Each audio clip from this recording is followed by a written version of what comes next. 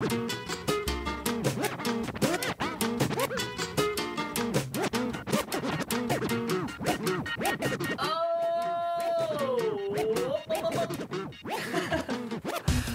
and welcome to the second episode of the Uninformed Handball Hour. My name is Chris O'Reilly. And this is Brian Campion. So we're going to do this once every 2 weeks. Yeah, we're going to speak about the latest things happening in the handball world. We're going to have a bit of fun with it. Sometimes take it seriously. Sometimes be informed. And uninformed.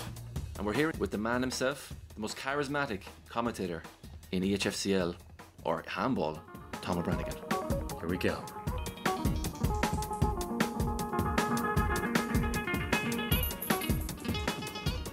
Hello everybody. Welcome to the second episode of the Uninformed Handball Hour. And we've got Tom O'Branigan, ehfTV commentator, with us today. A man we've known for a long time and a man who knows us for a very long time. And he's the perfect person to have for our pre-Velux EHF Champions League chat. Tom, how are you? I'm good, boys. Campo, how are you? Chris, how are you? But I'm a little bit disappointed. Did you say this is the second one? Why wasn't I on the first? Wasn't I on the first one? This is the official launch. We had one.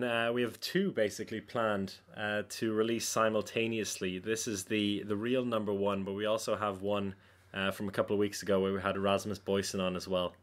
So, well, Matt, I tell you, see that guy there? I mean, before we start anything, because you said it's unplanned, right? Yeah. How the hell does he get his information? I mean, well, does he have everybody's on speed dial, their wives, their girlfriends, their mothers? I mean, he knows stuff. He knows stuff before everybody else. You're going to have to listen to the other podcast to find out, because we asked him that. Does he tell you how he does it? He said to us he spends about 3 to 4 hours a day just going over handball websites, Twitter pages, and just looking for anything he can find, basically. So he's brilliant. I mean, I have to be honest with you. There's because you guys know I like Twitter, and I'm trying to push you two along, give you all the help I can get when I can retweet and like your stuff and everything else like that. Chris, you've got to get a bit more interesting, but Campo, you're doing a great job. I've been on holiday. No, I'm only joking, Chris. And I have to say, there's a few Twitter accounts that I just absolutely go to before anything else, and Rasmus Boysen is one of them. Now, he may not think I do. You know, because sometimes, people base how they're doing on Twitter on how many likes they get and how many retweets they get and everything else. But actually, I kind of use it as a very quick information guide because it saves you spending the 3 or 4 hours going over web pages. It's brilliant. And so Rasmus Boysen is one of my first port of calls. I always read his tweets. Yeah, it's great that he has his website going as well. Back up and running. Well, I wouldn't know about that because I'm not a big fan of websites anyway, because I always find each website is difficult to, not his per se, but just in general, you got to learn how to navigate it and all the rest. Like yesterday, I spent an hour on the new ehfCL website, and I had to push a few buttons before I could find the things I was looking for. So you got to get used to a website. So I tend to steer clear of them when I can, unless I need some really deep information. And then, as you guys know, because you said it to me in the kind of warm up to this is my 10th season. I can kind of go straight now to the horse's mouth. I don't need to go to the website anymore. There's always somebody I can DM. That's direct message for all those people out there listening. And there's always a message I can send to somebody to find out exactly what's going on. if we go back 10 years to your first time commentating, what are your memories like of that first game? Oh my God. Well, can I kind of tell you first how it all came about? Sure. Because I think my memories of that first game are probably rose tinted now, that kind of way. But how it came about was, for those of you listening, I coached Chris and Brian, probably badly, but I did my best, with the Irish national team. And in 2006, there was a kind of a vacuum there for a coach, and I was brought in. And I realised myself that I didn't have the necessary information or the necessary qualifications to do the job really well. And Dave Brigazzi, who was commentating with us in Champions League last year, and I'm sure most people know him, Dave Brigazzi, I had met him through sort of German clubs coming to Ireland to play handball. And I organised to do a training camp in Germany because I figured, look, we've got to play better teams, but we didn't have many players. And we met a guy called Carsten Clavin there, who you two know very well, and who's now very much involved with the Deutsche Handball Bund and their junior teams. Carsten, I hope you're listening. And he what I didn't know at the time, because we got on very well, what I didn't know at the time was that the company he works for, which is called Global MMK, was working with the Champions League. And somebody heard that Carsten was helping out the Irish national team and happened to say, well, it wasn't somebody, it was a guy called Uli Goodvinegar, said, you don't by any chance know anybody who knows TV, knows handball and knows English, And Carsten said, actually, I do. So that's how it all came about. And so Uli called me on the phone and asked me how I would do it differently. And I just basically shouted, what a goal down the phone to him, Like literally I shouted, what a goal! I mean, I still do it. And they pay me for it now. That was the freebie. And Uli says, I'll call you back. And he called me back an hour later. And this is about 2 weeks before the game, the Champions League final, which was 2009 between THW Kiel and Ciudad Real, which, by the way, I hadn't heard anything about until I saw the Supercopa España was played in their old stadium, Don Quixote. I think it was called the Don Quixote Arena, which was just an hour south of Madrid. But anyway, he said to me, we want you to do the Champions League final. Of course, can I say I nearly shit a brick? Of course you can, yeah. It's not a family show. No, it's not a family show. We know what shitting a brick means, right? Well, I nearly shit a brick because I thought to myself, okay, I've done TV in Ireland, I've done radio, I'd done acting, I'd done stage, I'd done everything else like that, but I had never commentated sports. And then I said to myself, how tough can it be? And back then, the website wasn't as in-depth as it is now. And there was no ehfTV to watch games. You might see a little bit of something on YouTube, and even that wasn't like YouTube is today. It's amazing to think that's only like 10 seasons ago, And so basically, I had to go onto the website and write down this list of names of players and what position they played in and what number they were.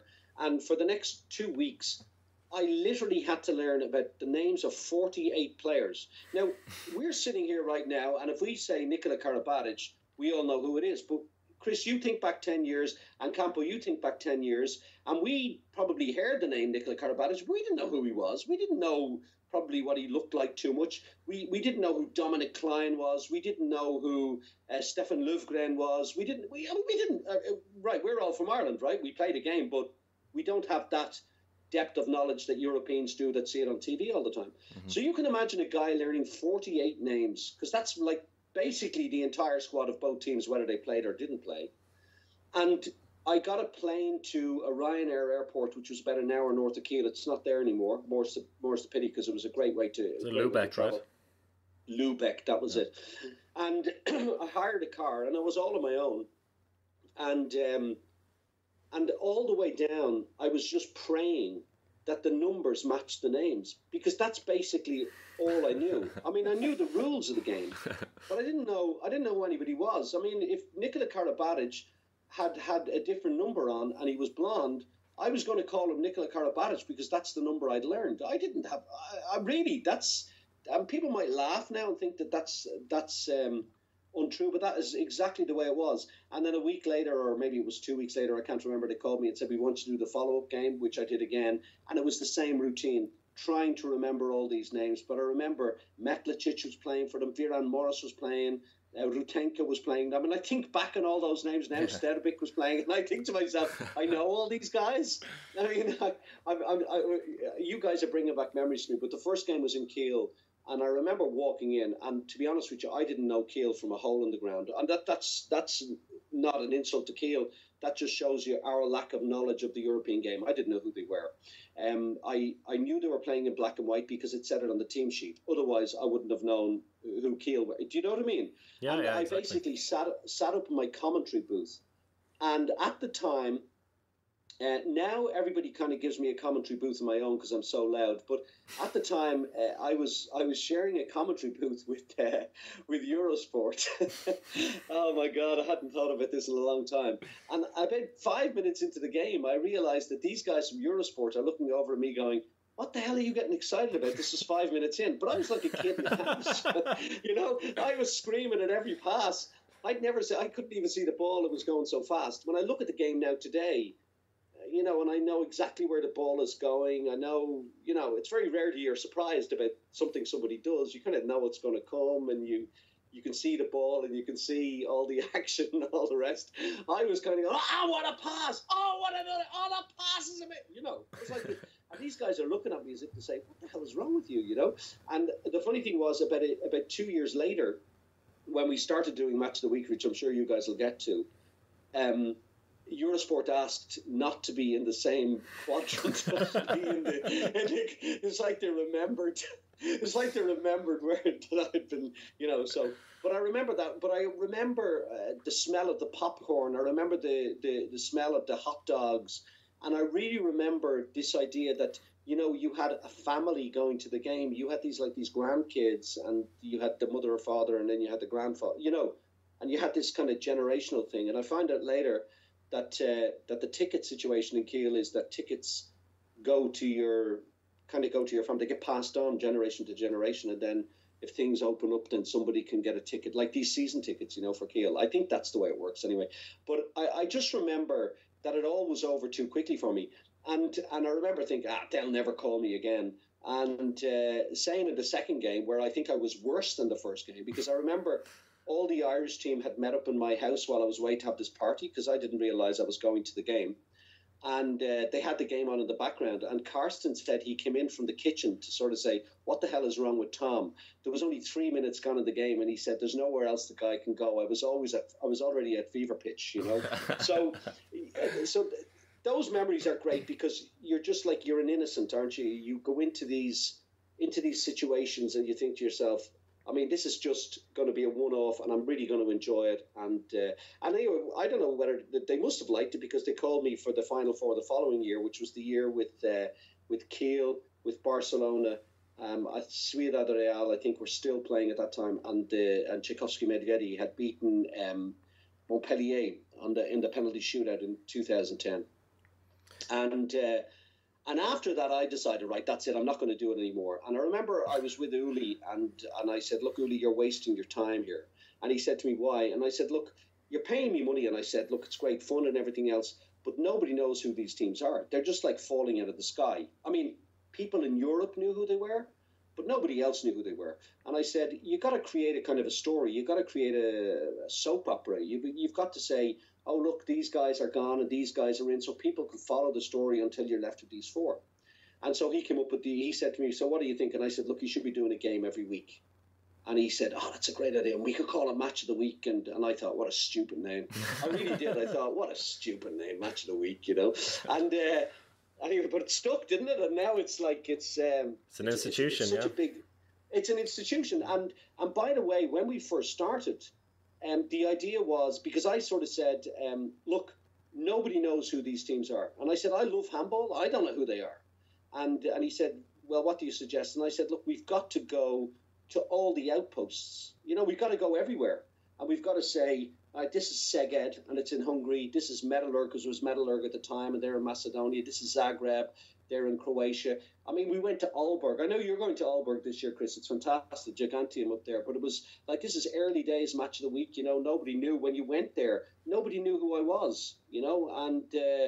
And of course, the line I always got was, "You're Irish. What do you know about handball?" And I would just come back with some smart arse comment to them. But slowly but surely, they started to accept that this was actually. And then what happened was people wanted to be Match of the Week. And for me, that was a big sea change, because that only happened about 4 years ago. So you can imagine I'm knocking around for 5 years, saying hello to people and how's it going and this, that and the other. And then suddenly people want you to be there. But it was really tough in the early days, I have to say, because I used to travel on my own. And in some cases, the club would automatically bring you for dinner. There's some places that are so hospitable, but there were other places where you were basically left on your own for 2 days, and you had to make your own way to the arena, and then it was just a case of going in and shaking hands, and basically I just said hello to everybody, which I still do now, but I did it then. I used to say, hi, my name's Tom, and slowly but surely you get to know a few players. And in the early days, it was a lot of Scandinavians I knew, because they were the only ones who could speak English. And that's another thing. You look at it now, almost all the players speak English, which I find incredible, because when I think back to my early days, if I didn't do an interview with a Norwegian or a Dane or a Swede, with the exception of maybe people like Victor Thomas, who always spoke brilliant English, or Viran Moros, most of the guys didn't speak English at all. It was very strange. So they were my early memories, kind of being on my own a lot and really, feeling like I was a salesman, sort of going in and just sort of selling the thing and shaking hands and saying hello and feeling very lonely, actually, an awful lot of the time because people didn't know who I was. And that other idea that, match of the week, who cares? And now, you look at it now and you sort of think, people are going, oh, why weren't we chosen as match of the week? Because, our match is bigger. This kind of idea. So yeah, it's a big deal it's now. been an interesting journey, Yeah, it's a big deal now. And I mean, if you look back even the last couple of seasons and fans as well, fans of clubs saying, why is that match of the week? Clearly it should be this game. They want to have Tom Brannigan and now me, to a lesser extent, commentate their games and have it on ehfTV. But I mean, you started... Never put yourself down, Chris. Never put yourself down. Not to a lesser extent. That's the point of this podcast. Yeah. No, but I mean, you're absolutely right. What I couldn't believe, and this was because match of the week became a kind of an underground thing, right? And people might not understand that, but it was a youth underground thing. So in other words, I was getting feedback all the time from young people through other people who would say, oh, I was at a training camp in Germany the other day, and these kids came to me and said, oh my God, you got to hear this guy on ehfTV. It's brilliant. And they're saying, but is it not geo-block for you? Oh, we have ways around that. I know I'm not supposed to say that. But kids, they have a way around everything nowadays. There's no such thing that they can't get their hands on. Same thing was happening in Poland. Same thing was happening in Hungary. These kids weren't watching their own commentators. They were listening to me, which I found incredible. But what I suddenly realized was I didn't come with the baggage of how you're supposed to commentate a game. I came in with this fresh, new way of doing it. And Chris, Campo, you guys know now, when you listen across the board, this is one of my favorite stories to tell people. When you hear commentators go mad, those clips they do for ehfTV and they do commentators go mad? Yeah. The very first one of those was wall-to-wall Tom O'Branigan screaming his head off. I'm not kidding you. When you roll it forward now 5 or 6 years, you've got commentators from all over Europe who are suddenly realizing this is the way people want it. It's no longer about strategy. All right, you like to hear a little bit about that. A little bit of what are the schemes, what are the defense they're playing and all that. But people no longer want to be bogged down in that, I think. I think what people want is they want to hear the excitement or feel the excitement that's generated in the arena coming to them in their home. Now, that won't suit all the die-hard handball fans, won't suit all these guys who've been, fans of handball for 60 years. They still want to know why he took this half a step to the right too early and where the block was. And, they still want to know all that stuff. And that's okay. But if you listen to the way handball commentating has changed, it's incredible. I'm not saying people have copied me because that would be complete vanity. But I think what they did see was that there is a different way to do it, and people are drawn to it. And so let's try it out. So you get a lot of guys who are very excitable about handball, and then you've got guys who are sometimes excitable and still explaining, and then you've got guys that are still just doing the explaining thing, But I definitely feel it that commentating has changed. It's no longer enough just to be an expert telling people about the game. People don't want to hear that anymore. They don't want someone telling them what they should be seeing. Yeah. They just want to feel it, That's my feeling. And so, Chris, I mean, I listened to you last year and you did a great job. Dave did a great job. It's really important to spread it around, that it's not the same voice everybody's hearing. And it's wonderful to think that you have so many Irish. I mean, I'm just saying this now because we're all Irish here in the podcast, but it's great to see our little nation of handballers. We may never be top professionals, but it's great to see us at the centre of something that is professional handball, and I'm very proud of it. I think it's wonderful what's happening, and because now I can listen to a lot of games, even though I don't understand what the commentator's saying, I can listen to that language because I feel the passion and I feel the urgency in the game. It's great. Just before we move on from this, something which always interested me was there a point in your commentating when you noticed and it kind of clicked that you kind of got over the nerves and all of a sudden you kind of got into the groove of things with commentating? No, but what I'll tell you what any good any good media person does is they review what they've done. You know, they listen back. And believe it or not, I was never nervous. I mean, you know, when I went up that day in the car and I was trying to learn all the names, I was nervous then. But once the red light came on and I started talking, that's never been an issue for me. I mean, I coached you guys for how many years? You know that it's not an issue for me to be talking. You know, I mean, I could talk all day. So there you go. So nerves was never an issue there. I think what was the issue was that I was always trying to be the best I could be without over-analyzing what I was doing. So what I tried to do was to cut out repeating myself. I tried to cut out, I tried to cut out things that I didn't think that were important. I tried to cut out the idea that, you know, everything was highly exciting from the very first minute.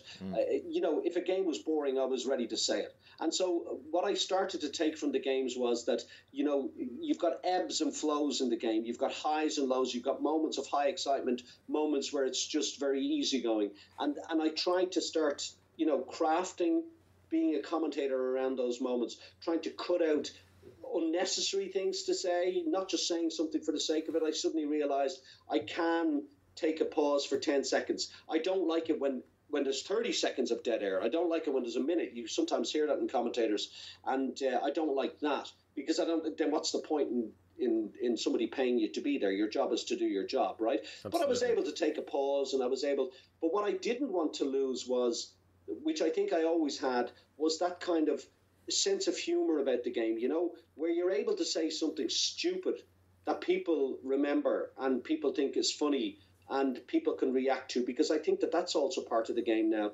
that people can come on Twitter, correct your mistakes, people can come on Twitter, tell you you're crap, people can come on Twitter, tell you you're great, people fix your mistakes. You know, sometimes your brain goes blank, you're live, that's allowed, and you throw out that question there and people get back onto you straight away telling you, this is the guy you're thinking about, Tom. And it's wonderful. And so I love the fact that I'm far more comfortable now, but I'm never so comfortable that I think I'm going to be sitting in that hot seat for the next 20 years. Do you understand? Yeah. I'm always trying to be as good, if not better, than my last game. I'm never sitting there thinking I don't have to do the work anymore. So, for instance, right now when I'm talking to you, I'm actually watching a Handball league game, Barcelona away from home against a team I've never heard of. But that's nothing new. I'm kind of watching Barcelona for Sunday to see how these new guys are doing, you know. Yanis Lena and the Lion player Borges and this new young right winger Gomez, see how they're doing, and I've seen them play a little bit. So, you know, you're always trying to stay one step ahead of the game. In other words, that you're trying to really sort of say to people, you know, you're still paying me, you're still listening to me, I'm going to give you the best product I can give you. And it's the day that you suddenly sit in your ass and think, I've made it, I don't really need to, that's when you get caught out. So I do listen back to games, not all my games anymore, but in the early days I did, and I would make my little notes and sort of say, okay, you got that wrong, but that's okay, you got that right, that was good, you shouldn't have said that there, you've said that phrase too many times, and maybe you still do, but some of them are good phrases and they become like catchphrases for you, and some of them are just things that you need to find a different way of saying. So the comfort thing, Campo, I appreciate the question, is that I'm more comfortable now that I don't need to know the number of a player. Do you know what I mean? Yeah. If I see Nikola Karabatic moving now, even if there was 6 bodies around him, I know the way he moves, that it's him. I don't need to look at the colour of his hair, you know? I don't need to look at Viran Morris's hair to know it's him. I can tell now the way a guy moves on the court or the way he runs, that's the guy I'm looking at, even if I can't see a number or anything else like that. And that's where I've really reached a comfort level, that I know most of these players by sight and by the way they move. And if they do something different, I can almost instantly spot that they've done something. Ooh, that's new. I like that. That's the new comfort. But the actual feeling comfortable doing it, I always felt comfortable doing it. It was almost like everything had V'd right to this point where someone was suddenly going to say, would you commentate handball? Because I'd been in love with the game since I was 19, you know? Okay, with that in mind, and you saying how your style has changed over the last 10 years and your confidence has always been there, but your knowledge has improved so vastly over the last 10 years, how do you approach a game like this weekend? You're going to Rhein-Neckar Löwen against FC Barcelona Lassa. How does your approach to that single game, how is it now and how has it changed over the last 10 years? Well, believe it or not, I don't believe in messing with a winning formula. So what I try to do is, particularly the first game of the season is always a bit strange because the Champions League is a different animal to everything else. So you can never quite tell what's going to happen. You can have a fairly good guess who's going to line out. You know, I mean, Barcelona, in my opinion, are not going to play any of the new guys. They're going to go with the tried and tested, with maybe Ekdahl. He seems to be the top left guy at the moment, as opposed to Vail Jalouse, and he looks really strong. That's Timothy, the guy that came from Chambéry last year. And I looked at the German Super Cup, and I also looked at the league games of Rhein-Neckar Löwen. I've looked at two of those league games thus far. One that they lost, the one up in Flensburg, and one that they won. They were playing, the name escapes me, but I remember watching the game, and I've another two games to watch. Now, that's at the very start of the season. I'll still watch the odd Asabal League game, but it's very difficult to really rate Barcelona playing in the Asabal League. Do you understand? I really wanted to see the new guys more than anything else. Whereas I would always try and watch the Bundesliga. And so now, thanks to the wonders of having friends in the Bundesliga, I'm a video analyst for one of the top Bundesliga teams. I'm not really, but it means I can watch the games because I don't have it over here. So, which is great, you know. So it means that for this weekend, I'm not kind of going in blind because I wanted to see how Rhein-Neckar was doing, and I wanted to see how Tolbring was going to fit in, and I was in touch with good John Valor, and he told me that he's suffering a bit of an injury. He was going to see would he get back training this week. He'll let me know if he's back training this week, and I imagine if he is back training this week, and Gudjon's one of those guys who's he's fit almost immediately, he'll be in the starting lineup. And Andy Schmidt was in touch with me just to ask me was everything okay about the visit and did I need a lift from the airport, which is nice. It's that kind of stuff. I probably shouldn't be saying that because it sounds like really like name dropping, but it is nice that the players think about you in that way and they're sort of asking. So my preparation is identical. What I do is I go over my team sheets from before. I put down, like from about a month ago or whatever time Bjorn starts doing his articles about the ins and outs, I have a little note written about everybody, how many championships they've won, just the little small things, just little fillers sometimes, but they're important. And I have all the ins and outs, which players have left. Now, I don't write down every player that's left. I just write down the ones I think were really important to the team. So, for instance, this weekend, Ekdahl du Rietz retiring so early is a huge blow to Rhein-Neckar Löwen.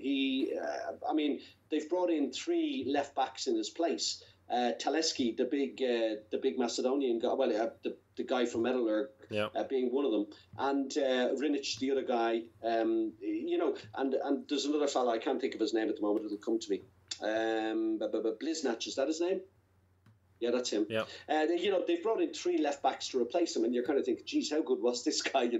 Like there's three, like he could do so many things. What do you think about Ekdahl du Rietz's retirement? Well, I'd spoken to him. I'd spoken to him many times over the course because he was always one of those. He's like me. He's a talker, He's one of the few people that I talk to that I actually don't get a word in edgeways, And really. And it was really interesting when I did Kristianstad last year. I think his father came down to meet me from the stands. He was at the game and he comes down and he goes, "Oh, by the way, I'm Kim's father." I'm kind of going, "Oh, okay, brilliant. Nice to meet you." Having a chat with him. But I remember when he originally retired from the Swedish national team over his knee, and. I don't know whether I should. I'm sure it's probably pretty general knowledge now. He was one of those guys that never really wanted to be a professional handball player. He just kind of fell into it, Yeah. And because he kind of fell into it, I think it was easy for him to fall out of it. And I think maybe he had some problems with his knee that maybe he didn't. He never told me this, but I know he had problems with his knee because he didn't want to play international handball. Mm-hmm. And maybe he was thinking to himself, you know what? I like handball. It's been good to me. But actually it's not something I want to do forever, and I would like to be able to walk when I'm 45, and I think he just decided he wanted to do other things. The funny thing about it was he never told me exactly what those things were going to be because I don't think he knew what they were himself. But by the way, on the Barcelona team, the Saubich Mir has also retired at 27, 28, and he's decided I've had enough. Now, of course, he was playing behind Victor Tomasa, and Victor, by the way, is looking fantastic this season, and he's probably thinking, I don't know whether he was thinking I'm never going to get a go here anyway, but he just decided I've had enough and I'm going to go. So it's not this idea that there are some players probably stay on too long. And but there are plenty of players out there who think, you know what, I've had a good run, I've enjoyed myself, but this is not what I want to do forever, and they decide to move on. And I wish Ekdahl the best. I kind of hope he comes back, you know. I hope he has a year out and says, you know what, well, that's it. I'm coming back. I mean, he's still very young. Still very young. I think he'd only be 29. Yeah, I think 1 year out could make him realise that he's missing something again. And we could see him come back. I mean, you remember? I mean, you guys. Let's just switch sports for a while. There's a great player plays for. By the way, everybody knows listening out there, Ireland is divided into 4 provinces. Chris and I are from a province called Leinster, which is kind of the eastern province, and then Campo, who's not saying much tonight, which is the most bizarre thing ever. He's trying. It's from a western province called Connacht. And we're really good at rugby, and they're pretty brutal. Although you did win the Rabo, right? Or not the Rabo, whatever 2 years ago, the Heineken or 2 years ago. Guinness But Pro. there was a New Zealand guy. Well, he was Fijian actually. Well, he's New Zealand Fijian called Isa Nasewa, who played for us, and he was a fantastic rugby player. And he took, I think, 1 or 2 years out, recovered his body. He's come back. He's playing even better than ever, and he did it in his 30s. So there's no, as you say, Chris. There might be a bit of graw in his heart, a bit of love in his heart for the game, and he might miss it, he might come back. I really do hope he does, because not only is he a wonderful player to watch, because he plays with such joy. He always looks like he's enjoying himself, but he's really a wonderful player. When you see all the different ways he can move and what he can do, I think he's very underrated. And, double champions in Germany, and could have won it the year before, but for goal difference, for Rhein-Neckar Löwen, they're going to miss him. Andy Schmidt is going to miss him for sure, because Mads Menzel Larsen's a great player, but he's not at that. He doesn't have that guile, is the word I would use, that Ekdahl du Rietz has. So if we're going to look at the season, then, so we're heading into the 25th Champions League season. So you started in the 15th Champions League season. Do you ever do predictions? I think so, yeah. I think you were the man who told me a wise man never gives predictions, or something along those lines. Well, I mean, I'm sure I've given you guys an awful lot of wise everything. I mean, when the two of you came to me originally, you were two young, nervous country boys. And look at the men you've grown into now. I like to think that I've had a subtle role, maybe like a hammer in your development. You paved the way, that's for sure. Yeah. Never. Well, the thing about it is with predictions is you can watch as many games as you want in sport. Look, we all know about sports. You watch every game you want in sports. You can watch all the things. You can work out this, that, and the other, and all the rest. And handball, by its very nature, is the kind of sport that normally the best team wins. But it's not. There's lots of different reasons why they don't win. So predictions kind of shoot you in the foot, especially in the Final Four. I mean, I don't think the only time I ever got a prediction right in the Final Four was in 2000. Was it 15 Barcelona won? Yeah. I think, yeah, 2015. And I knew in February, first game back, I watched them play against Copenhagen, and I said, these guys are dynamite. They're going to win this. And no one's going to stop them. And I was right. But have Flensburg winning? Forget about it. This time around, in fairness, I did say that all the teams were very equal. But did I think that Varda would win it? No, I didn't think they would win it. I thought they'd as good a chance as anybody else. But if I had to put my money on it, it wouldn't have been on them. Definitely didn't think Hamburg would win it, and definitely didn't think Kielce would win it. So I don't really know what I'm talking about when it comes to predictions. So I prefer to say nothing, unless I'm absolutely 100% sure, which is rarely. And where do you stand on PSG this season? Oh, no. You see, I'm a big believer in creating a team. Now, you guys were on a team with me. We didn't have any superstars. There was nobody that was like 100% sure to start before another guy. It was all about finding the best the best combination we could do. And that was the Ireland team, and that's the way we had to do it, because we needed to be a really, really good team. So I've always been a big fan of the team. And buying all the best players doesn't necessarily automatically mean you're going to win, right? I'm really amazed at what Serdar Lucic did in the final last year. It was in the second half. Do you guys remember he started playing 7-on-6 for absolutely no reason? Yeah. Game was even Stevens.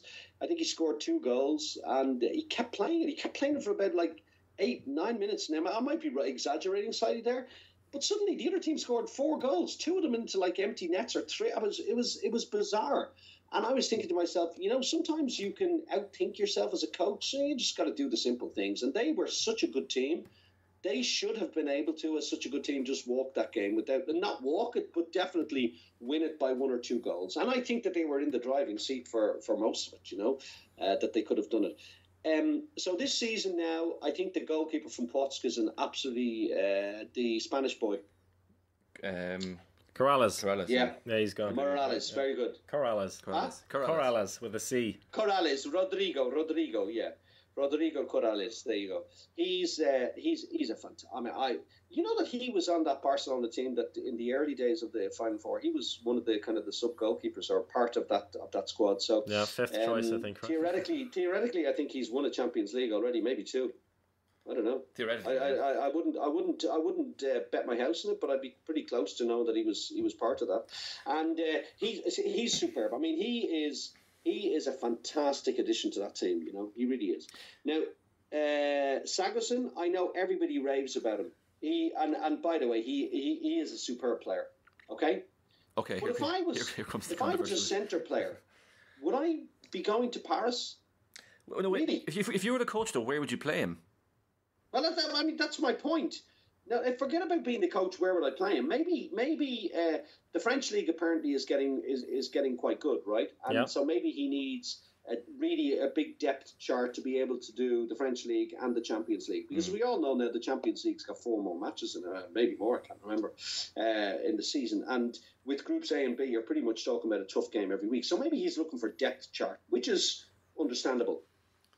But the fact of the matter is, are you going to be able to drag Daniel Narcisse and Karabatic off the court, to get Sigurdsson on? And then don't forget, then you've also got Mikkel Hansen in there ahead of him.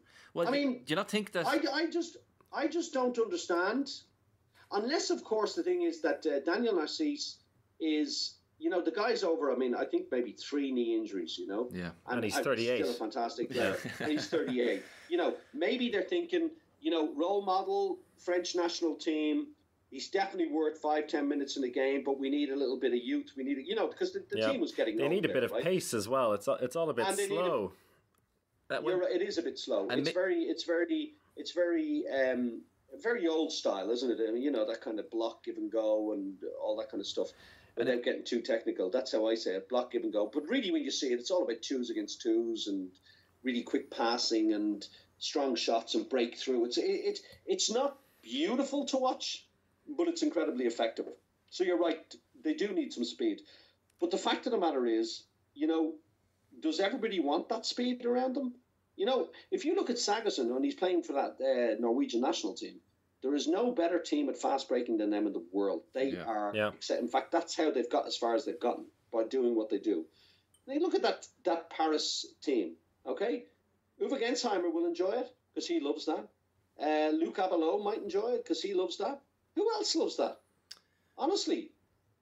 Remy Lee could like it. He's a young boy as well. It's not going to be Remy Lee. He's not fast. Yeah. Stepancic, he's not fast. No, you're right. I mean, Mikkel Hansen is not going to be running up and down like a blue arse fly up and down the court. Neither is Karabatic. These guys know how to win games, and winning games sometimes is about control. But he's a brilliant player. I just where do you play him? Yeah. I mean, he probably goes in the pecking order ahead of Narcisse now, just in terms of age, but not in terms of role, because Narcisse is the captain of that team. So that's also hard to sort of say, right, you're now just a role model. So it's a difficult one there. I mean, Corrales was a absolute sure thing, because I think Holmeyer finishes this year, right? Did I hear that? I think so, yeah. Who knows? I wouldn't trust that. You never know with him. I wouldn't trust it either. No. I thought they retired after not the Olympics, the Worlds in France. They came back and played another couple of games. Is Vincent Gerard going to go there? Huh? Is Gerard going to go there next year? Well, I mean, that would be another. I mean, my feeling is that what Paris wants to do is it wants to create this this French sort of central idea of where the top French players can go, and they can afford to do it, which is brilliant. And but by the same token, let's be honest, no one had heard of Remeli until last season. I mean, nobody outside maybe of French youth circles or Bjorn Patson or people like that who know everything about handball. And he was a revelation, right? So they were willing to give youth a chance, which is great.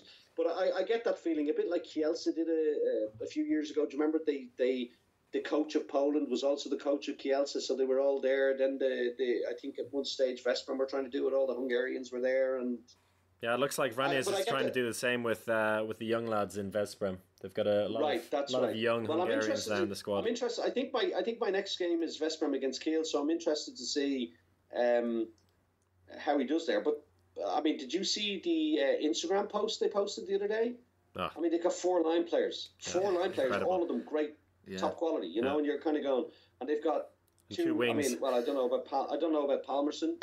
What the story is there, I haven't heard anything. He's not in the squad for the Champions League. He's been left out of the team list. Okay, there you go. So then they just have Likai, right? And probably somebody. Well, they have this. They've Matthias Jury, he was an all-star player in the Junior World Championship, but probably a bit too young still for the Champions League. But he's one to watch out. Especially in a team like that, because you're not going to win a Champions League with a kid. I mean, this is my own personal opinion, and no one's going to take the chance, particularly Vranjes, even though, you know, he probably will be given 2 or 3 years or whatever it is, you know, because of his what he brings to the game. But they're quite impatient at Veszprém. You know, they demand, and you're not going to win things if you've got all these top quality players. You know, there's going to be grumblings in the ranks. Why am I not playing? Why is he playing? And so on and so forth. But the Hungarian league seems to be easy enough for them. They just have to beat Szeged and maybe one other team. That might be like a tough game, and so those young players can play there. So Vranjes can see what they can do there, you know. Do you think Vranjes is going to need some time to adjust to that? Because when he was in Flensburg, he had really, the team was the whole thing. He didn't really, I mean, he had obviously very, very big players and very famous players, but it was all about the concept of the team. Whereas now he has a lot of big players who have a lot more ego and stuff like that. Do you think he's going to have a difficult time to adjust to that, or do you think he's going to manage no problem? And you know him personally pretty well. Yeah. I mean, I do know him very well, and I know that. Well, I say I know him very well. I mean, I've spoken to him many times, and he's a good guy. But he's a reserved guy. You know, he's not going to tell you everything. You know, but I've met him thankfully outside of the handball as well, where we've just shared a beer and had a chat like two normal people. So in that sense, I wouldn't know maybe as well as I know Alfred Gislason. You know what I mean? I've probably shared more beers with Alfred, but yeah, I can say I know him in that anybody who's working professionally with somebody else can know them, right? Let's put it like that, so people don't think we're holding hands, you know, every time we go to Flensburg, taking long walks by the river, you know, and deeply discussing what his plans are. What I will say about Flensburg is that you have to understand that while he was there, they probably would have given him a contract for life. You know, and there's an awful lot to be said for that, because a bit like Arsene Wenger, you know, it doesn't matter.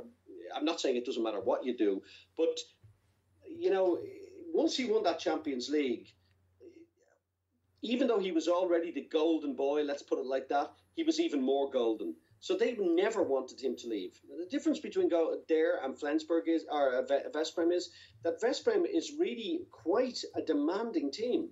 And, you know, they're the biggest team in Hungary. You have to understand that. The press writes about them all the time. And rightfully so, they are considered one of the top teams in Europe now. They've been at the last 3 Final Fours. And they haven't quite gotten over that line. Now, if he does get over that line, he will be a folk hero. But that doesn't mean that he would get a contract for life in Veszprém. Whereas in Flensburg, he was the blue-eyed boy, so he was able to maybe take that chance to build the team, and he did it quite fast, by the way. But I have to say, he's a very charismatic man, and when he talks to his team, and you know, when he is discussing with his team, you can see that like he's the boss. No one's got. Can I tell you a funny story? They were playing in Poland. I think it was Poland. Maybe they were playing Płock. I think it was Płock actually. They were playing, and I was hoping to have a chat with a few guys before the game. To do a few bits and bobs, and I was sitting in the arena watching the training. He kind of invited me in, and that particular night, something had happened that somebody was injured or they were very low on players. So Vranjes was playing in the centre, right? And he might have, in the training, and he might have been playing the next day. I'll tell you, he still had a bit of speed. But after about 2 sprints, I think that he was starting to feel it in the lungs, right? Anyway, they were short one player, and he shouts across to the bench, "O'Branagan, right wing defence," right? I swear to God, I'm in my jeans, right? I'm in my jeans. He goes, "Right wing defence," right? And I thought, shit. Here's my chance. He's gonna kill me.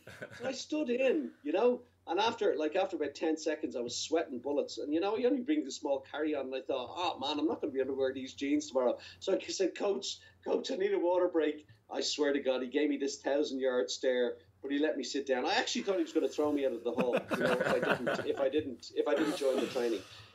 Believe it or not, the same thing happened when I was in Kiel one time. Alfred Gislason said, "Tom, you're up in defence," and I just saw the way these guys were training. I thought, they're going to kill me. If anybody even hits me, like runs into me, they're going to be calling an ambulance. So I said, maybe not today, Coach, But when Vranjes did it, I was up front and centre, straight up, off the floor, So the lesson is there, always bring a pair of shorts with you to match of the week. Always bring a pair of shorts and an oxygen mask now is if I can get it through security. Yeah, but he really is the boss. I mean, you guys remember how many times have you seen him at timeouts where the team's not performing well? Yeah. Oh, and yeah. he just doesn't care, and he is just giving it like it's headmaster's office time, isn't it? Yeah. You're 22-13 now to Barcelona, 18 minutes gone in the second half. Live Ekdahl reporting. du Rietz just scored his first goal from 4.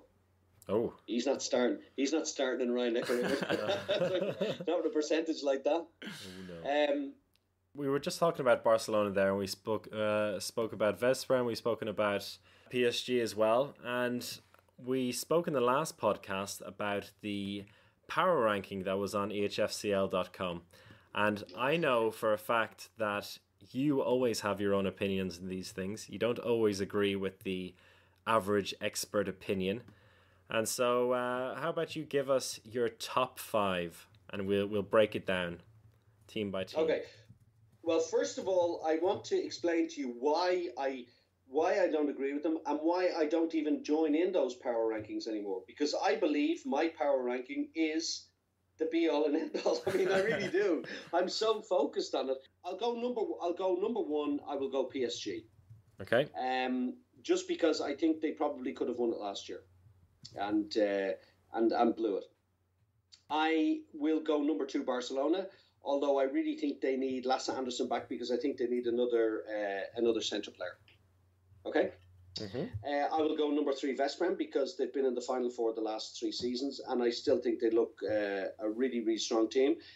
It's a pity about Palmerston, but I still think that the Vranjes factor will tell. So I'm going to go 3 of the last Final Fours. Now, Varda won't thank me for this, but I'm not going to go Varda this year because I think Cristopans, although the word from my inside sources over there is that defence and attack, the guy is absolutely brilliant. I just don't think right side they have good variation. With Duchabayev, they had that. They had that good. Yeah, he's no good variation. Yeah. That's what I'm saying. Yeah, they had that, but that's gone now. They've got Cristopans and they've got the big Spanish guy. Makeda. Makeda. Thank you. See, I forget names, but I know exactly what I'm talking about. I think that they even though Duchabayev is, in my opinion, not the greatest player, he can do something different. He can do something special. He can, and I think that it's 2 very alike players now, big, strong left-handers. So I'm not going to put Varda in. Plus, I think the curse will come back to bite him. I'm going to put Kiel in at number 4. Now, I know they haven't had the best start to the season I've ever seen. Mm-hmm. Lost 2. Yeah, they lost at home against the former coach of Veszprém's new team. Hanover, was it Hanover Bergdorf? And they lost away. Hanover were top of the table the other day. Yeah, they lost to Melsungen as well, yeah. Melsungen. I mean, you can lose to Melsungen away. Melsungen's a good team. They have been for the last couple of years. You know, it's losing at home to Hanover Bergdorf is a strange one. Having said that, I've watched them play. I watched them in the Super Cup. I was really impressed with Zarabets playing in the centre. I think he's going to be big for them. Yeah. I think that Dissinger could be really big for them this season. I think Nielsen's got to work on a few things, but you know, who am I to talk about that? And I think Billy can be brilliant again. I really liked. The German boy in the left wing, not the Austrian guy. Damke. Rune Damke. I thought he looked really back to his best. And with that goalkeeping duo, I think they've got a good chance. Okay, I have one more team to pick, do I? By the way, you guys threw this at me last night. We threw it at you. Who's got a note? Well, no, you threw it at me tonight. I mean, I didn't know I was going to be asked for top 5. So, that's why it's fun. I know. But you just threw it at me there, and I hadn't had time to work on it, right? Who have I got? 5?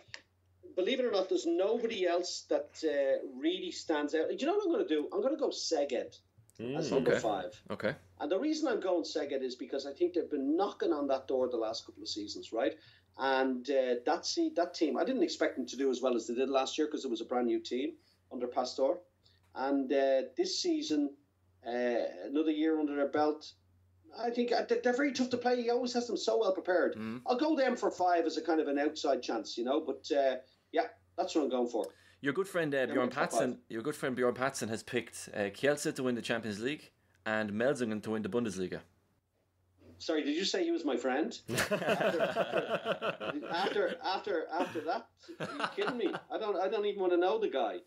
I'm just going to walk past him in the elevator next time I see him. I'm not even pressing the floor he's on. But I mean, Kielce have done good signings this summer, though. Well, what, Duchabayev playing for his dad? I find that a bit weird. Never, that's just my own personal opinion. I mean, I remember saying it to Alex. I said, what's it going to be like playing for your dad, you know? And he goes, yeah, that could be a bit weird. He played for his dad before, and his dad's a great coach and all the rest, you know? But I always felt sorry for the kid playing for his dad's team. Did you guys not growing up? You know? But it's okay to play for your brother, though, no? But playing for your brother's fine, is that right? Playing for your brother. Who are we talking about? Oh, yeah. Yeah, that's totally different. I hated my brothers more than I hated you lot. You know, so there was no issue there. No, but really, you know, no, I sometimes felt sorry for Kieran and Oisin playing for me because I thought, you know, you were always trying to think, did they get in on merit? Do you pick somebody else because they're better? Do you pick somebody? You know, there was never a sense in my mind that I was going to pick my brothers just because they were my brothers. That was for sure. But no, I just do wonder about what it will be like because it will be a big culture shock to him, you know, to be coached by his dad. Yeah. He's a great coach, don't get me wrong, and Alex is a great player, and maybe his dad will iron out some of the problems that he has, you know. And he's bringing in Danny. And then in about 2 years' time, he's going to have his other son playing for him. Right? The whole family. You know what's going to happen there, don't you? His wife's going to be ironing the shirts. His mother's going to be making the tea. You know, whatever. Well, you just hope that he's still there in 2 years. Affair. Huh? You hope that he's still there in 2 years. You never know. Yeah, but Kielce, actually, believe it or not, Kielce is more of a stable club because Bertus, the president, is quite a stable individual. You know, he's not looking to rock the boat.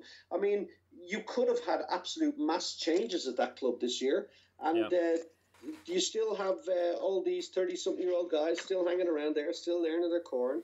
You know, I mean, Reichmann's gone, Krakowski's gone, Pachkovsky's gone. We knew Krakowski and Pachkovsky hadn't really worked out there, you know. And Alex Duchabayev is in. Blas Janč, I mean, if I could swap a right winger for a right winger, I would have taken Blas Janč straight away, you know. Yeah, he's incredible. After that, I don't really know anybody that's Marko Mamic, I think, has gone there from Dunkirk. Is that right? Yeah, he's there now as well. Yeah, exactly. Good player, you know. But I mean, is he going to be one of these guys that's going to be straight into the squad? So I mean, you know, they've got a squad, but it's an aging squad, and that's why I don't have them there. But listen, Bjorn knows his corn, and if he says Kielce is going to win the Champions League, I'm not going to argue with him.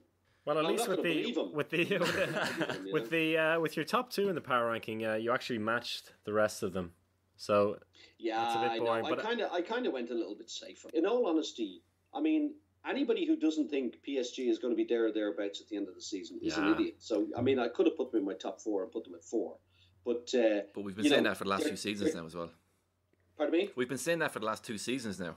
Each season. Yeah, exactly. And they've been there. But they've been there. You see, the thing about it is, I think what people don't realise anymore is that to get to, and I think I wrote this in the last blog presenting the Final Four, is that I've suddenly realised getting there is as tough as winning it. I mean, when you actually win it there, a little bit of luck, ball goes from the day, a decision or two, not deliberate by the referees, can make all the difference. I mean, look at those games last year. I mean, they were 1-goal games. You know, we're not talking about a team suddenly steamrolling another team by 10. Yeah. We're talking about goals in last seconds. Yeah. You know what I mean? Like you know, Paris were millimeters away from winning it. Yeah. Barcelona were millimeters away from getting into the final. Yeah. The year before, Kiel was a stupid throw by Dissinger away from Veszprém. Really? And Veszprém were 13 goals ahead and lost the game. Or whatever amount of goals. Do you know what I mean? There's no rhyme or reason about this, guys. Let's be honest here. Getting there, any of the four have a chance. I learned my lesson with Hamburg and Flensburg. You can no longer say there's a team here making up the numbers. It's not like the days of Tchaikovsky, Medvedi, where they were kind of as amazed as anybody else that they made it there. Those days are gone. You get to the Final Four, you're the top four teams, and anything can happen on the day. And that sounds like a guy hedging his bets, but it's one thing that I've learned about the Final Four. As I say, apart from that year Barcelona were in it, when they won it in 2015, when Karabatic was playing with that team, the rest of the time, you're an idiot if you think you can say. Now, you might say Varda will win it, but you've a 1 in 4 chance, and you might be lucky and win it. But I mean, so might the other guy. That's my feeling about it. Yeah, I mean, there is a rumor, and it's going around that Noka might not be coaching too much longer because of health problems. I mean, that is just a rumor, but I don't know who could really step in to do that kind of job as well, because it is an unbelievably difficult task with all those stars. I mean, Gislason springs to mind. Obviously, he's a kind of character who could deal with that. But I don't know any coaches hanging around who don't have jobs that could step in to take on. Well, I was actually. The funny thing about it was, I know that Alfred was under a lot of pressure last year before he won the German Cup. Now I don't know if he was under pressure within Kiel, but he was under pressure from fans. I mean, they were so used to winning the Bundesliga every season, winning trebles, winning doubles, winning just about everything, and suddenly they had lost. They lost the Bundesliga the year previously to Rhein-Neckar Löwen, not last year, the year previously. Yep. And then they were a sniff away from the Champions League final, and who knows what could have happened. And suddenly they went for the first time in whatever it was, 15 years or something, without winning a trophy.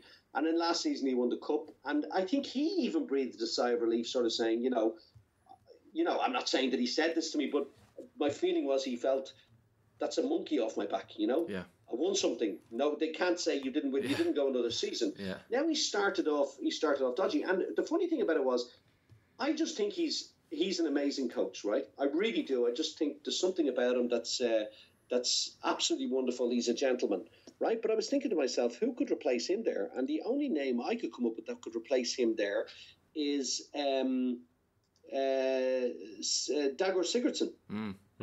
But who's in Japan now? Yeah. Yeah, he's in Japan, right? But I mean, if you were in Japan, okay, coaching a team for the Olympics, and suddenly the Paris job came up, and they're offering you silly money to do it, Dagur Sigurdsson could do that job. Yeah, side by side. I mean, that'll be the only guy that I'd be saying to myself, yeah, he could do that job, because Dagur Sigurdsson has done the whole team building thing when he did it with Füchse Berlin. He did the whole national team thing when he did it with did he do it with Iceland? I know he definitely did it with Germany, but he may have done it with, maybe he didn't do it with Iceland before, but he definitely did it with Germany. So he's done the national thing. Now he's in Japan. He gets a chance to work with these superstars. So suddenly he's not trying to build anything. He's just trying to move pieces around the board. It could appeal to him greatly. If Noka's not there, I would say that that would be the first guy that I'd be on the phone to if I was Paris, Dagur Sigurdsson. Interesting. Because they could also pay to get him out of his contract with the Japanese Federation if they needed to. Or do it side by side. There's still plenty of time until 2020. Yeah, I know, but I don't think it works for anybody anymore. I know coaches try and do it. I know handball's not one of these sports where it's absolutely massive money, but I don't think you can really do both jobs. Honestly, I don't think you can do both jobs. It's an interesting thing, Chris. I know you've gone freelance, and congratulations, and I really wish you the best of luck coming up to the Champions League this year. But it was something I thought about a lot. I did the World Championships in Sweden, the finals, semi-finals, and finals way back when, right? Now, without sounding anything. They never asked me to do it again, right? So that's the first thing.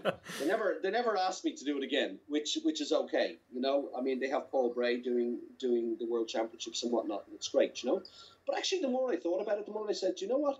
We need commentators that are strictly for this, and commentators so that people automatically. It's not just the floor, you know. It's not just the ball they're using. It's not just what the referees are wearing.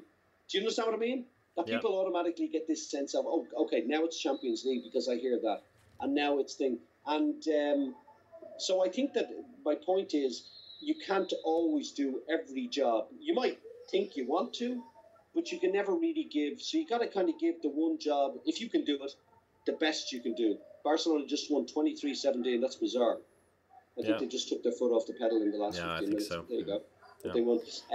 What was I going to say? Do you understand what I mean? So I feel the same way about coaching. I don't think that you can do two jobs equally well to the highest standard you can do it. How can you be watching the Japanese players and keeping an eye on what's going on in coaching? I'm just saying, for instance, right, that we're talking about Dagur now, and he's doing that, and he's coaching this, playing in the French league, playing in the Champions League, and then just getting away for international weekends. I really don't see how you can do that.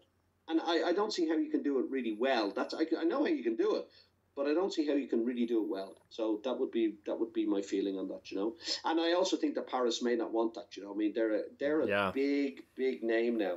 Yeah. How much did Paris Saint-Germain spend on that footballer? 220 million. Yeah. 220 million on one football player. Yeah. I mean, there's money in that club, and if they need to get somebody, they'll get them, you know. Yeah. And he would strike me as being one of the top coaches out there at the moment. And why not, you know? All right, Tom. So we've, believe it or not, gone over an hour and that's about the length of a game. That's pretty good. That's a good start for Sunday, isn't it? All right, we're gonna go into extra time then. All right, 2 by 5 minutes. All right, go. No, don't worry. Keep going. 2 by 5 minutes. So. I think games, is it the third place playoff? Because that normally just goes straight to penalties. But go ahead. But I'm pretty sure we'll have plenty to talk with you about in future podcasts. We'd love to have you back on. You've experienced a lot in the last 10 years commentating and being involved at the top level of handball. You've had a lot of experience in the past 20 years at various levels of handball.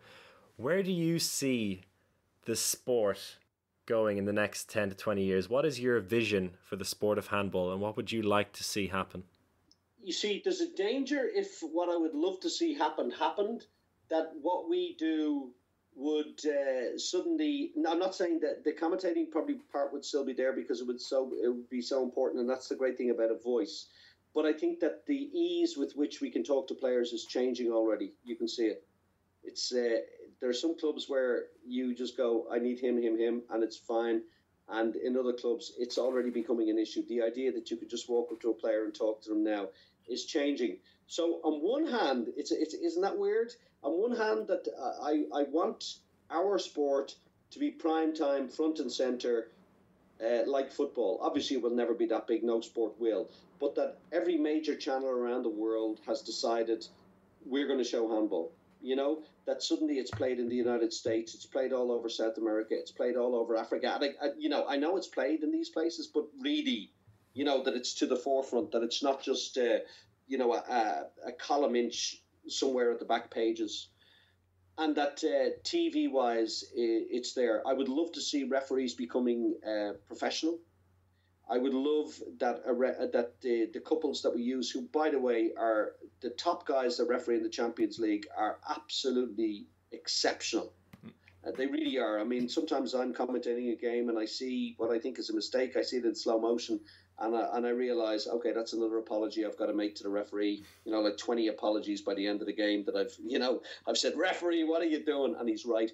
I'd love to see professional referees coming in, you know. That would definitely bring on the next level of referees, you know, up to that level. But that these guys weren't in a situation where they were asking for time off work to be able to do what they need to do. in terms of what I would like to see from a selfish point of view is I would love to see a team travel with me or you, Chris, to the games. Now, already the team is starting to grow. We've got our Facebook Live. We've got our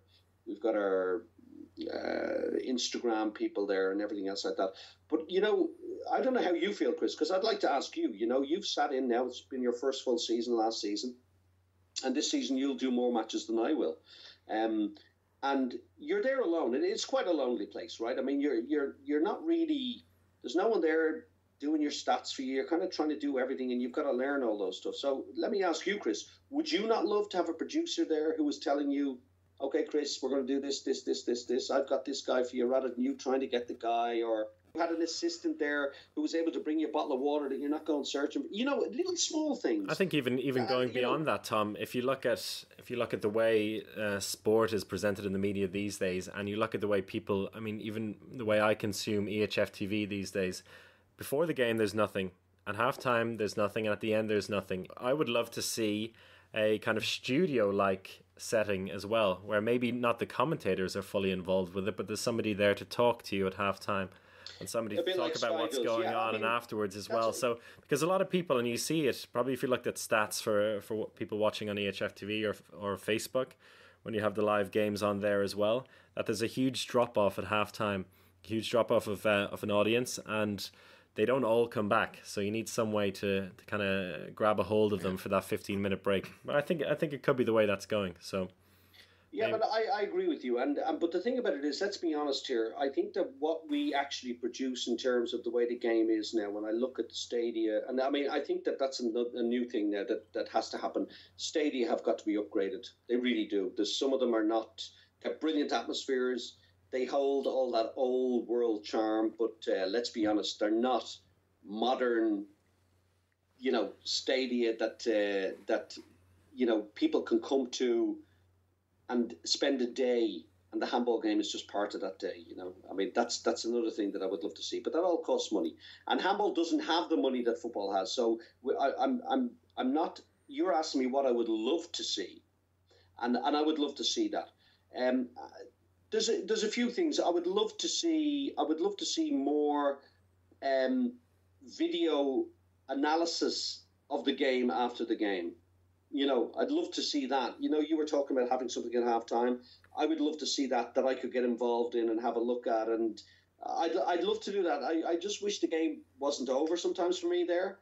But in a whole overall sense, I only want really amazing things for this game, because I just think, I mean, I don't know about you guys, you played it all your young lives, but I just think that this game, it has something special about it. It's just, it's artistic, it's beautiful to watch. I mean, it's just all encompassing of everything you want to see in a sport. Fair play, movement, running, throwing, jumping, the whole team involved. No player is ever just a bystander, you know. And there's a certain sense of regularity about it that I really love. Maybe it's my OCD mind, you know. I just love the fact that you can see it. There's the attack, there's the defence. And then you've kind of got these mad moments where everyone's running up and down, and then it settles back down. You know, there's a formula to it, and I love that about it, you know. So I only want good things for it. But they're the things that I would love to see, you know. When I think about American football, for instance, and I see that people can go, or baseball, they can go for the entire day. You know, they can get a spa, they can get a hot dog, they can get a dinner, they can get this. That exists in some of the clubs, but it's more like you come an hour before the game, and then the game's over. You might have a beer and you go home. Mm-hmm. I'd love to see a kind of more of a, you know, an attraction, that it's not just the handball game. I would love to see that. There is a school of thought. Go on, sorry. Yeah, there is a school of thought that thinks that the game is becoming too physical. Where would you stand on that? Yeah, it's interesting. I think that the difficulty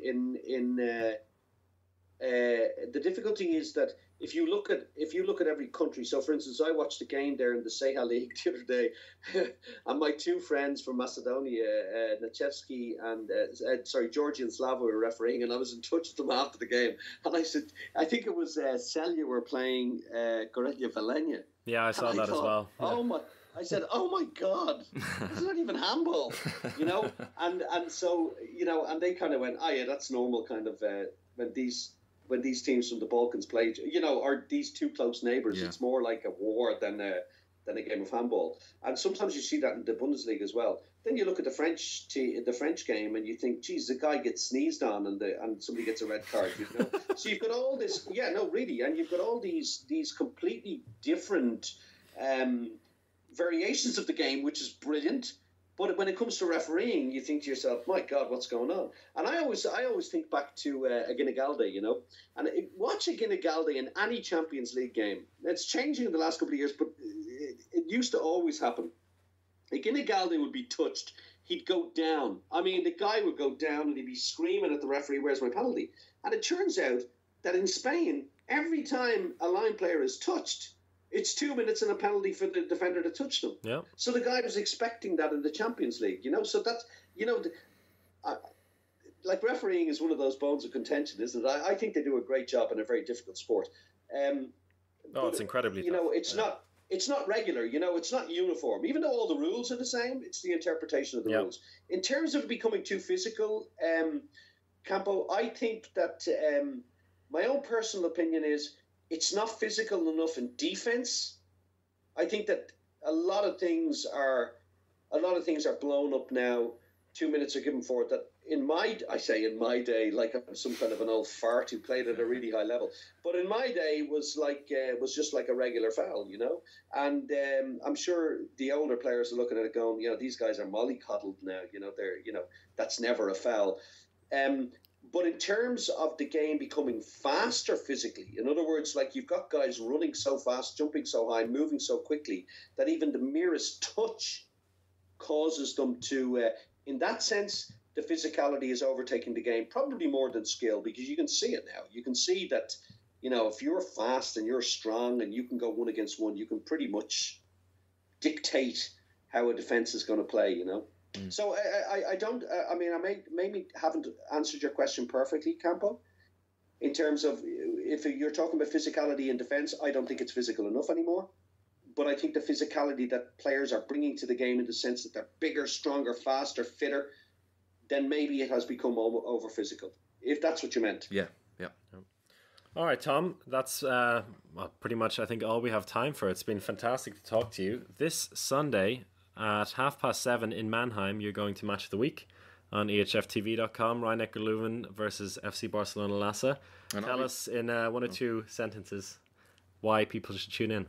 Well, because I'm going to be commentating the game. No, that's terrible. But I do actually believe that. No, it's. I'll tell you now. These are 2 teams that really want to play handball. You know what I mean? There's some teams like to defend.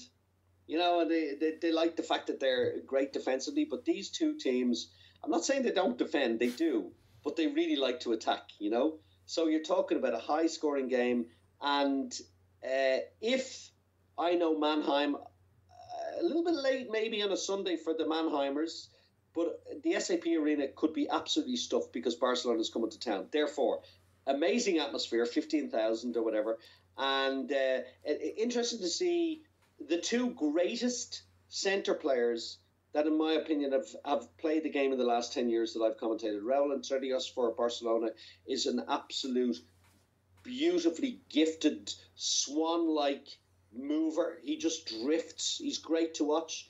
And Andy Schmidt, who, in my opinion, over the last 3 years has been one of the greatest centre players to ever play the game, maybe. And to see those 2 coming head-to-head will be incredibly interesting. And then, of course, you've got Pérez de Vargas in goal, who I think is one of the top goalkeepers in the world right now. And then the other end, you got the 2 Swedes. That's all I'm going to say about them. I love them both, though. Appelgren and Palika, I think they're great. But listen, I think that these games always serve up a humdinger. You never know who's going to win. Rhein-Neckar Löwen could win by 8, like they did before, or Barcelona could beat them. You just never know. But Rhein-Neckar Löwen always seem to beat Barcelona in Mannheim. So good for the Germans, good start for the Champions League, good start for them. Plus, I think the last reason, and this is not to say anything bad about Rhein-Neckar Löwen, they've had 2 Bundesliga wins now on the trot, which means that this idea that they have to win the Bundesliga is gone off their back, So maybe they can focus a little bit on the Champions League, which I don't think they've really done the last number of years. Yeah, I'd like to see them do that. Yeah, I'd like to see them too. So for people who don't know you, they can follow you on O'Brant on Twitter. Two ends, one. Let's start from the start. One O, one B, one R. One A, two N's, two T's. Okay. One T. On Instagram? I don't even know my own handle. What the hell? On Instagram, you're Tom O'Branigan, isn't it? Underscore in between. Yeah, Tom _ O'Branigan. I don't know if I have that on my Twitter. Maybe I took that off my Twitter. I mean, I like Instagram, I have to say. And I prefer to like other people's photographs more than posting my own. Yeah. I do post the odd one, but I kind of like that look inside people's lives. I think that's always interesting, and it's a great way to stay in touch with players because you can write to them, you can direct message them. They don't always write back to you, but some of them do. So that's kind of nice too. So it's a nice way to be able to just because on Twitter, if the guy's not following you or you're not following, I don't know how the thing works. You're not able to direct message them, but you can on Instagram. They get them anyway. So there you go. Beautiful. Thanks a million, Tom. Hey boys, listen, Chris, you tell me what games you're doing. I'm doing round 2 the following week. I'm going to Kielce and they play against Kiel. Then round 3, going to Flensburg against PSG. And then you're doing round 4. I'm back for round 5 in the middle of October for Aalborg against PSG again. The return of Sander Sagosen. But can I just also say before you forget, Henrik Mulgaard played for he's going back as well. Yeah, it's going to be a great occasion. Hopefully I was there. I was there when Mulgaard played for Aalborg. I hope they're up to the task. And he had really short hair. Did Mulgaard did he not play for Skjern, no? Well, he did as well, but he was in Aalborg before that. Okay. Yeah. Stand corrected. Yeah. No, you were right. He did play for Skjern. He went from Skjern to Paris, if I'm correct, on loan or whatever it was. Yeah. But way back in the day, he played for a team called AAH or I don't know what they were called, but it was Aalborg, but they had a funny name. AA something, Handball or something, I don't know. Ask Rasmus Boysen, he knows everything. Thanks, Tom. Did you like that little tie-up at the end, Rasmus? Oh, yeah. Sorry, Rasmus. Yeah. Great talking to you. Beautiful. Thanks a million for asking. Thank you, Tom. Thank you, Tom. Take care. Bye-bye. Boom. There you go. Tom O'Branigan, what a man. It was a fantastic bit longer than a handball hour, but we had a bit of extra time in there. Hope you enjoyed it. You can follow us on Twitter at Handball Hour, same on Facebook at Handball Hour. And if you enjoyed that, make sure to subscribe to hear us every 2 weeks.